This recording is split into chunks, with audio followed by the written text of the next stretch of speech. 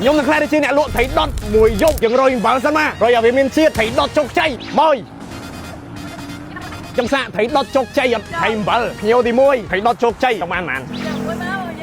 ល្អអត់លុបលុននេះនេះគឺជាវិធីក្នុងការខ្ចប់ថៃដុតប្រអប់សស្លឹកចេកចាំបត់ទៅខាងខ្ញុំមានអាណាមិនខ្ពស់ចឹងខ្ទាតទឹកមុំមកតំណក់ទុកចិត្តដូរថ្មីតែដល់ហ្នឹងទីទាំងអស់តំណក់អត់អ្នកនរគ្នា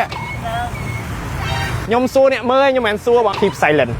នេះហៅសម្ដីគេសម្ដីជោគជ័យបើ silent ទៅនិយាយបានទេមកយកចង្កឹះអត់អូខេ3 4 5 1ចុះ6ហើយមានបន្លែទៀតបន្លែ100រៀលតែ100រៀលអ្នកនេះគាត់មើលបានត្រីបានសាឡាត់បានទឹកជ្រលក់បានចង្កឹះ6ដើមមានលុយចង់ខ្លួនឥឡូវមាន follow ចុះ follow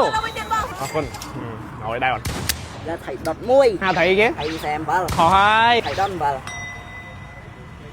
ខោមានឈ្មោះមួយទៀតថៃជោគជ័យมุ้ยអូខេត្រង់អូជាតិ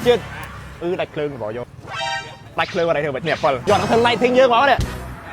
ភ្លឺនេះខាងសួរចង់ខ្វាយដែរមានអារម្មណ៍ដូចនៅខាងសួរសំដៃក្លោអត់អាម៉ូតសំដៃម៉ូតដីអូចាំងតែថៃឯងបើថៃនឹងជោគជ័យខ្លាំង1 2 3ចៃចាំងដូចមាសបន្លែមាសជោគជ័យសម្រាប់ថងក៏ជោគជ័យដែរសូមជើញមានបកគេបានមាន follow ចំណេញអញ្ចឹងហើយក៏ free ដែរឥឡូវថៃយើងសល់4ទៀតតោះចាប់មកដែលគិតខាងអង្គុយលេងសុកបានថៃអំបិលមួយអត់ឥឡូវបានមែនទេយកបាទអាហ្នឹងហៅថៃគេអត់ដឹងថៃជោគជ័យ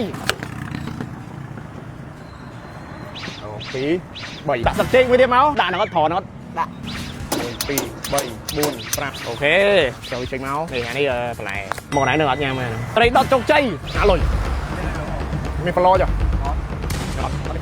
មានសាប់ហើយសន្យាណាទៅវិញ follow លឿនទេអើយនេះស្ងាត់ភ្ញៀវតោះ3ទៅសោះបានទេហើយtoday we sell fish we cannot give up